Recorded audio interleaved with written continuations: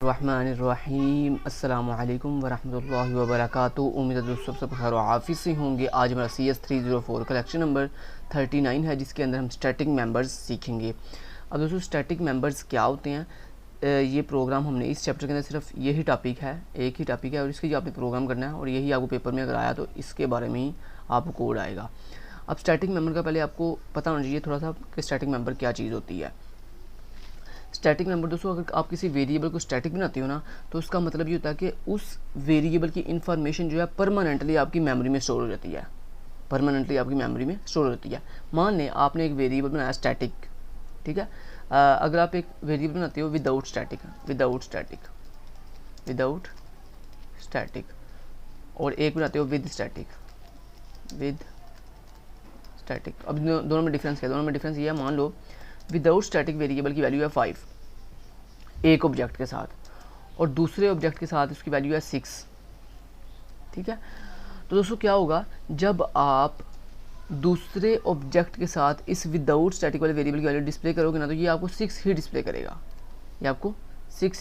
करेगा, या मान लो आपके दूसरे वेरिएबल को जब आपने क्रिएट किया था उसकी वैल्यू है 1, ठीक है। तो आपकी ये वैल्यू जब आप दूसरे ऑब्जेक्ट के साथ यानी क्लास के सेकंड ऑब्जेक्ट के साथ जब अपने इस विदाउट स्टैटिक वाले वेरिएबल की वैल्यू डिस्प्ले करोगे ना, तो ये आपको क्या डिस्प्ले करेगा? ये आपको 1 ही डिस्प्ले करेगा। लेकिन अगर आप विद स्टैटिक करोगे ना, तो विद स्टैटिक का मतलब क्या होता है? विद स्टैटिक का मतलब ये होता है कि ये अपनी प्रीवियस ऑब्जेक्ट होता है ना, यानी ओल्ड जो ऑब्जेक्ट है, दो ऑब्जेक्ट थे ना, तो जो पहला ऑब्जेक्ट है उसकी वैल्यू भी अपने पास स्टोर रखता है, फिर जो अगला ऑब्जेक्ट होता है उसकी वैल्यू पिछले वैल्यू के साथ ऐड कर देता है। यानी विद स्टैटिक से हमें ये फ़ायदा ये होता है कि कभी भी रैम के अंदर जो हमारा कंपाइलर है ये विद स्टैटिक वेरिएबल की वैल्यू प्रीवियस बोलता नहीं है। तो पहले मान लो वैल्यू 5 थी और नेक्स्ट वैल्यू अपने दी 1, तो ये 5 को 1 के साथ ऐड करके हमें आंसर डिस्प्ले करेगा 6। हमें आंसर क्या डिस्प्ले करेगा? 6 आंसर डिस्प्ले करेगा हमें ये, ओके। तो बेसिकली कहने का मतलब यह है कि विदाउट स्टैटिक आपकी वैल्यू जो है वो याद नहीं रहती, उसको पहली वो नई ऑब्जेक्ट की वैल्यू स्टोर कर अपने पास ये सेव रखता है। और जो विद स्टैटिक होता है इसमें वो सारे ऑब्जेक्ट्स की वैल्यू से याद होती है कि प्रीवियस लेटेस्ट वैल्यू मेरे पास कौन सी थी। उस लेटेस्ट फिर वैल्यू में जो मान लो इसके बाद लेटेस्ट वैल्यू 6, इस 6 में अगर मैं इंक्रीमेंट करूँगा ना, ये प्लस क्या करता है, ये बेसिकली एक वैल्यू को इंक्रीमेंट कर देता है। तो अगर मैं इंक्रीमेंट करूँगा ना, तो उसको अपनी लेटेस्ट वैल्यू याद होगी, ये 6 में इंक्रीमेंट करेगा 1 का, ठीक है। तो विद स्टैटिक के अंदर बेसिकली जो भी वेरिएबल की लेटेस्ट वैल्यू होती है वो उसको याद होती है कि इसकी लेटेस्ट वैल्यू क्या थी। अब यहाँ पे मैं पहले आपको करवाता हूँ विदाउट स्टैटिक एक छोटा सा प्रोग्राम। तो मान लो आपके अगर क्लास आपके पास एक क्लास है और उनका आपने टेम्पलेट क्लास बनानी है, स्टैटिक को यूज़ करते हुए टेम्पलेट क्लास बनानी है। सो यहाँ पे मान लो मेरे पास एक टेम्पलेट मैंने क्लास बना ली जिसकी क्लास का नाम मैंने रख लिया T। अब इस ए क्लास के अंदर मैंने पब्लिक एक्सेस स्पेसिफायर के अंदर आगे क्या किया, मैंने कहा जो मेरा वेरिएबल यहाँ मैंने एक वेरिएबल बना ली जिसकी डाटा मैंने T रख ली और वेरिएबल का नाम मैंने डाटा रख लिया, ओके। अब मैंने यहाँ पे क्या किया, इसको विदाउट स्टैटिक वाले में बनाना है, ठीक है जी। विदाउट स्टैटिक बना के यहाँ मैंने एक ए क्लास का एक कंस्ट्रक्टर बना लिया और इस कंस्ट्रक्टर के थ्रू जो है मैंने अपनी वैल्यू जो है वो मैंने कहा डाटा वेरिएबल की जो वैल्यू है वो बाई डिफ़ॉल्ट सेट कर दो। क्या बोला मैंने कहा, बाई डिफ़ॉल्ट उसकी वैल्यू सेट कर दो डाटा वेरिएबल की इक्वल टू 1, मान लो 1 कर दी। उसके बाद मैंने कहा जो भी डाटा वेरिएबल की लेटेस्ट वैल्यू होगी ना उसमें तुम प्लस कर देना। प्लस क्या करेगा, ये बेसिकली 1 इंक्रीमेंट कर देगा, 1 का इंक्रीमेंट कर देगा, 1 का इंक्रीमेंट कर देता है, यानी 1 ऐड कर देता है,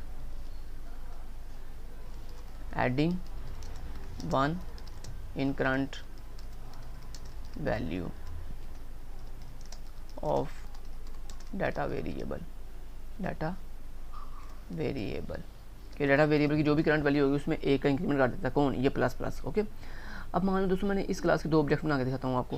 तो मैंने कहा मेरी जो ए क्लास है उसको मैंने किस टाइप की वैल्यू भेजनी है, क्योंकि ये एक टेम्पलेट क्लास है ना, सो इसलिए यहाँ पे बताना पड़ेगा किस टाइप की वैल्यू भेजनी है, इन टाइप की। उसके बाद मैंने कहा उसका एक ऑब्जेक्ट बना दो मान लो ओबीजे के नाम से। अब इस ओबीजे की मैंने एक अरे बना दी 10 साइज़ की अरे बनाने का मतलब क्या कि मतलब मैं कह रहा हूँ इस ए क्लास के 10 ऑब्जेक्ट बन गए हैं। कितने ऑब्जेक्ट बन गए हैं? 10 ऑब्जेक्ट बनते हैं। कौन से?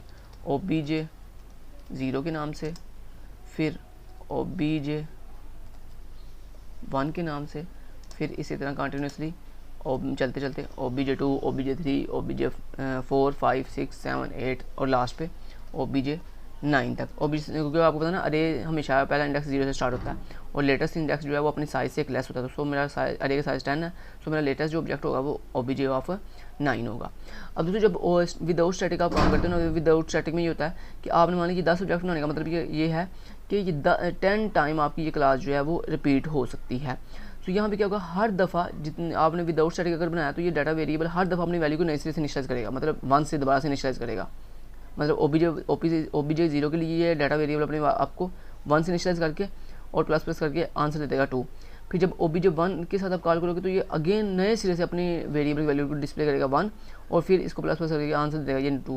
यानी कहने का मतलब ये आप जिस भी ऑब्जेक्ट के साथ कॉल करोगे ना इसके डाटा मेंबर को, तो ये हमेशा आपको क्या डिस्प्ले करेगा, ये हमेशा आपको 2 ही रिस्पॉन्स के तौर पर डिस्प्ले करेगा। तो ये चूँकि अब मैं यहाँ डाटा वेरिएबल वैल्यू को डिस्प्ले कर सकता हूँ डायरेक्टली, क्यों, क्योंकि ये पब्लिक एक्सेस स्पेसिफाइड में बंद है। सो उसके लिए मैंने यहाँ पे आपको करके दिखा देता हूँ एक दफ़ा। मैंने कहा जो मेरा ओबीजे ऑब्जेक्ट है उसके 9 नंबर वाला जो इंडेक्स की वैल्यू है ना, 9 नंबर वाला जो इंडेक्स है ओबीजे ऑफ 9 यानी 9 वाला जो इंडेक्स है उसकी वैल्यू डिस्प्ले कर दो स्क्रीन पे। और उसकी वैल्यू डिस्प्ले करने के लिए आपने लगाया डॉट और उसके आपने कहा जो डाटा वाला वेरिएबल है। अब यहाँ पर ज़रा गौर कीजिएगा, मैंने कंपाइल एंड रन किया। अब यहाँ भी ये क्या कह रहा है, ये बेसिकली क्लास के लास्ट पे सेमीकोलन लगाना था आपने, वो जो कि आपने नहीं लगाया, क्लास के लास्ट पे सेमीकोलन लगाना था। अब इसमें कंपाइल करता हूँ और ये देखो दोस्तों 2 डिस्प्ले हुआ है। यानी कहने का मतलब ये है कि हर ऑब्जेक्ट के लिए ये अपनी वैल्यू को नए सिरे से इनिशियलाइज करता है। जबकि अगर आप इसी वेरिएबल को स्टैटिक बना दोगे ना, मान लो मैंने इसको स्टैटिक ऐसे बनाते हैं, सिंपल वेरिएबल की डाटा जहाँ पे ये वेरिएबल की डाटा पे ना और आगे ये वेरिएबल का नेम है शुरू, तो वेरिएबल के स्टार्ट पे हम स्टैटिक लिख देते हैं। तो ये अब मेरा बन गया एक स्टैटिक वेरिएबल। इसमें अब क्या होगा, इसमें दोस्तों मान लो पहला ऑब्जेक्ट क्रिएट हुआ और इसने अपनी इसकी वैल्यू थी, इसने वैल्यू इनिशियलाइज की 1 और 1 से इसने अपने आप को इंक्रीमेंट करके कर दिया 2। जब 2 कर दिया उसके बाद जब ओबीजे 1 चलेगा ना तो ये नए सिरे से अपनी वैल्यू इनिशियलाइज नहीं करेगा, ये नए सिरे से अपनी वैल्यू इनिशियलाइज नहीं करेगा, ये करेगा ये बस इंक्रीमेंट करेगा अपनी करंट वैल्यू में। तो इंक्रीमेंट जब करेगा ये करंट वैल्यू में तो क्या हो जाएगा, वो करंट इसकी लेटेस्ट वैल्यू यहाँ पे क्या थी पहली दफ़ा ओबीजे 1 के लिए 1 थी, तो ये उस 1 में इंक्रीमेंट करके कर देगा उसको 2। फिर जब ओबीजे 2 चलेगा तो ये सिर्फ इंक्रीमेंट करेगा। यानी कहने का मतलब ये है स्टैटिक वेरिएबल सिर्फ अपनी वैल्यू इंक्रीमेंट या डिक्रीमेंट या जो भी इसमें चेंज करना होता है सिर्फ वो करता है, नए सिरे से अपनी वैल्यू को इनिशियलाइज नहीं करता। ठीक है, ये बात आपने याद रखनी है। अब मैं यहाँ पे प्रैक्टिकल करके दिखा देता हूँ आपको। तो ये जो स्टैटिक वेरिएबल होता है ना दोस्तों, इसको क्लास से बाहर आगे एक दफ़ा डिफाइन भी करते हैं। तो मेरे स्टैटिक वेरिएबल की रिटर्न टाइप क्या है, पहले बताते हैं अपने वेरिएबल की रिटर्न टाइप। तो मैंने बताया रिटर्न टाइप, उसके बाद क्लास का नाम ए, उसके अंदर जो कि एक टेम्पलेट क्लास है, तो इसके अंदर हमने अपनी टेम्पलेट क्लास का जो भी टेम्पलेट क्लास का नाम है वो लिखेंगे टी और आगे लगाएंगे रेजोल्यूशन ऑपरेटर, आगे अपने वेरिएबल का नाम डाटा, आगे जो भी उसकी वैल्यू इनिशियलाइज करनी है। तो मैंने उसकी वैल्यू इनिशियलाइज कर दी 1। अब जब आपने यहाँ भी वैल्यू इनिशियलाइज कर दी है, जो स्टैटिक वेरिएबल होता है ना उसकी वैल्यू हमेशा क्लास से बाहर आके इनिशियलाइज करते हैं। सो मैंने अपने डाटा वेरिएबल जो कि स्टैटिक था उसकी वैल्यू बाहर आके 1 इनिशियलाइज कर दी है। जब मैंने इसकी वैल्यू 1 इनिशियलाइज की है, अब ये सिर्फ 1 टाइम ही इनिशियलाइज होगा, उसके बाद दोबारा इनिशियलाइज ये अपने आप को नहीं करेगा। ठीक है जी, ओके। और दूसरा काम ये कि आपको पता है ना कि जहाँ जहाँ हम ये टेम्पलेट यूज़ करते हैं, ये देखो जैसे हम ये टी क्या एक टेम्पलेट क्लास है, तो जहाँ जहाँ हम बार बार अगेन टेम्पलेट यूज़ करते हैं वहाँ पे हमें टेम्पलेट दोबारा से अगेन डिफाइन भी करना पड़ता है। तो यहाँ मैंने टेम्पलेट क्लास अगेन डिफाइन कर दी टी नाम से। ओके, अब मैं आपको करके दिखाता हूँ। इसको कंपाइल किया और ये देखो दोस्तों आंसर आपका आया 11 की कैसे आया, 11 इस तरह से आया कि आपकी वैल्यू क्या कहाँ से इनिशियलाइज हुई थी 1 से। 1 के बाद कितने ऑब्जेक्ट आपने बनाए हैं 10, तो हर एक ऑब्जेक्ट की दफ़ा उसने अपने आप को इंक्रीमेंट किया।